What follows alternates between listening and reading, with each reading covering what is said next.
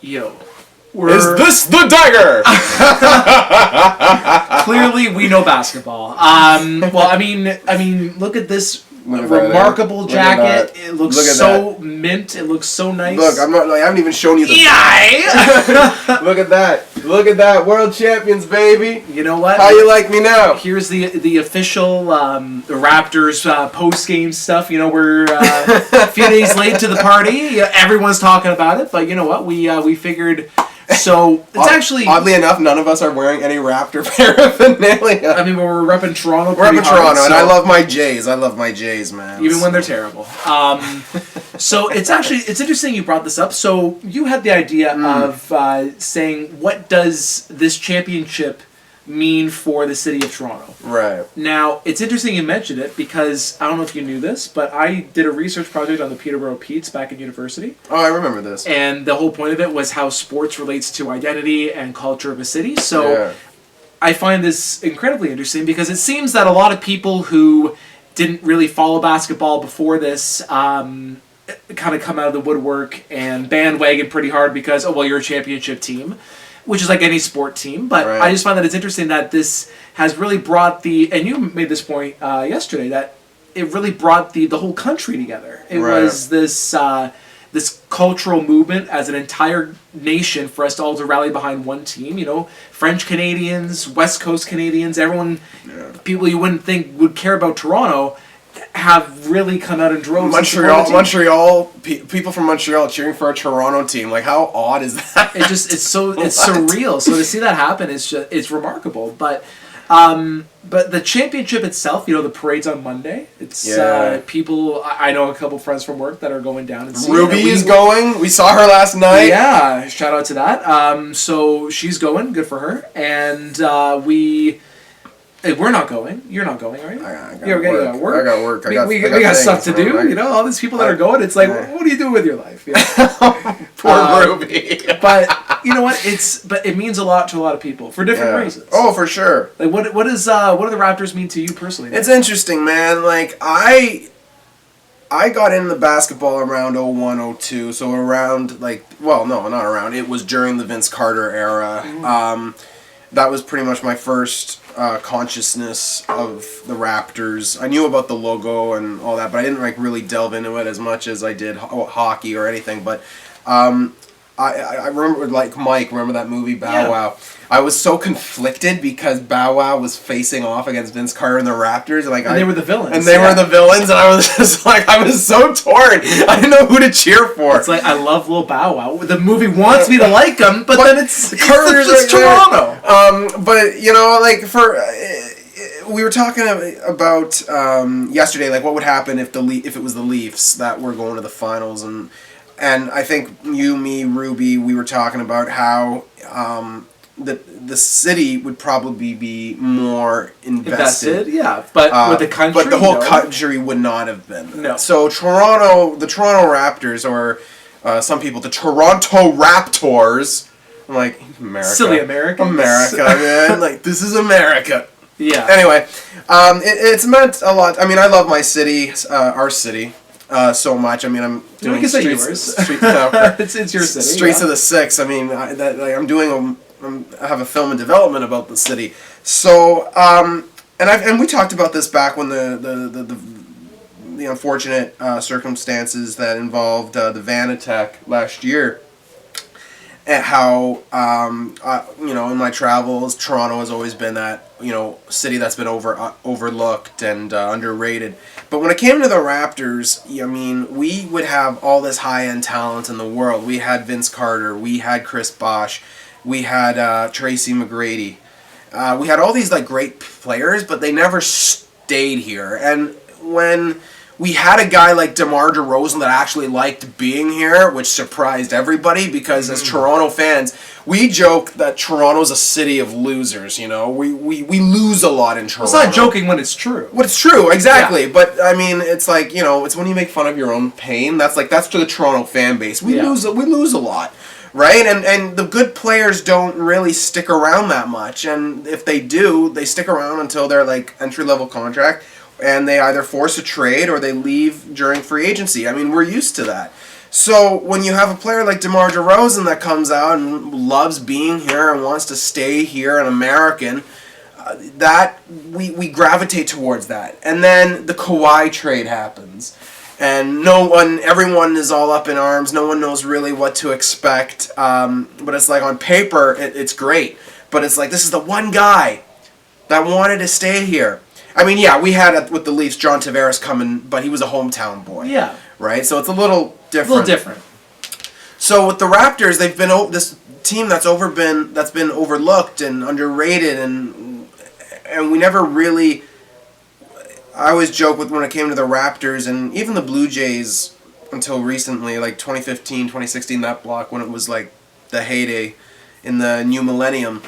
Always the Padawan, never the Jedi. I tell you. So we go on this tear, and I actually watched this team this year. I was I was in Detroit for St. Paddy's Day, and got some last minute tickets to see the Pistons beat the Raptors. But Kawhi was there, so I'm like, okay, good, because of the load management. I wasn't sure if he was playing or not, so I wasn't sure. So I was like, oh, the Claw, he's here, great. We still lost. But for Toronto, I mean, I think this gave this city, again, and I've said this before when like meetings and any press about like Streets of the Six, it's giving the city recognition that it's long overdue. Mm-hmm. Long overdue. And I always found that like fascinating because players from visiting teams always said how much they liked coming to Toronto, on the road. And so for whatever reason, it just never really happened. I mean, the Leafs are the Leafs. But, like, the Blue Jays, I mean, they've been close, and now they're just in the pooper. Yeah.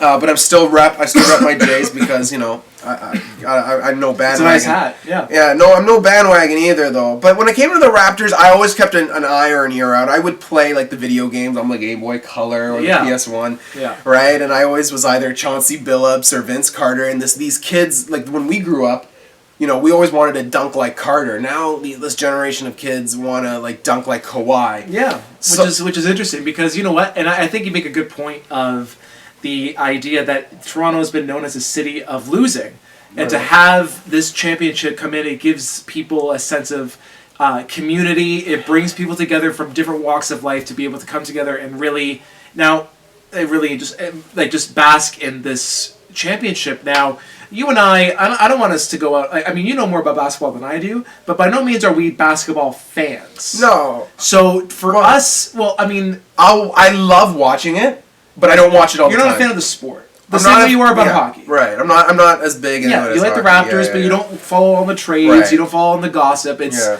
For us to watch it, it's exciting because you know what? It's been a hell of a ride, and everyone we know has stayed up to watch all the games, and all people can talk about is this team. We walk around Toronto yesterday, and every other person was wearing Raptors. Oh yeah, and people were like stopping me with this jacket, and that was so you know what, man? It's a phenomenal thing. We couldn't be. I mean, I'm happy. You're happy. The everywhere around Toronto is buzzing with this excitement. Now, do you think that this championship changes the culture of Toronto as a mecca for sports and entertainment? Does this championship show the world, okay, we're not just some secondary cutesy like we're here to compete, and does that change the narrative for other professional sports teams to rally behind this? Oh, well, if the Raptors can do it, then we can do it too. It's funny. I don't think any NBA, and this might be my biases, but like I don't think there's going to be any team in the NBA that can copy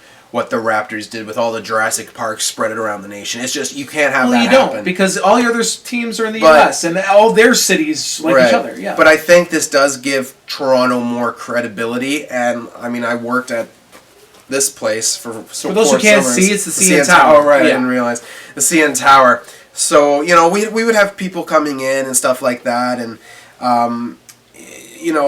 people would always be like, it's one of the biggest cities in North America, but it's not talked about like the big ones, like Chicago, LA, New York. It's under, I mean, the people around here, and Toronto is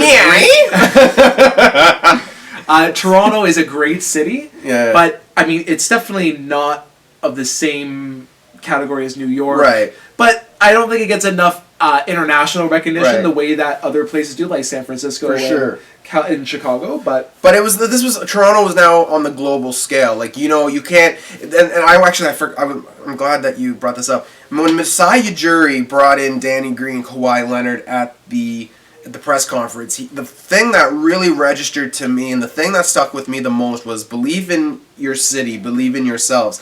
And as a city, we've been hurt so much in the past. Now, I'm not going to make heads or tails either Kawhi staying, Kawhi leaving.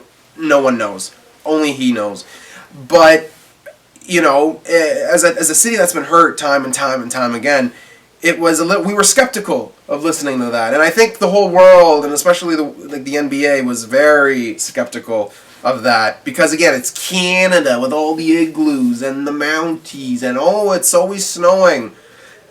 Did you see me Jurassic Park in June? Ain't no snow, and that was confetti, y'all. But you know what? It's but I like this because you look at all the pictures of of downtown Toronto after. Oh my God! It was a zoo after they won, and the entire streets were littered with people celebrating. And again, you wouldn't see. I mean, you might see this in Toronto if it was the Maple Leafs winning a Stanley Cup, but you don't see that anywhere else. No. Like the fact that this was spread from the entire country is amazing because Canada always has this reputation of being humble. We're always apologizing. We're always saying sorry. We're underappreciated because everyone who comes here loves it. But I feel like we don't get that much recognition because we're the U.S. but the light version of it. Yeah.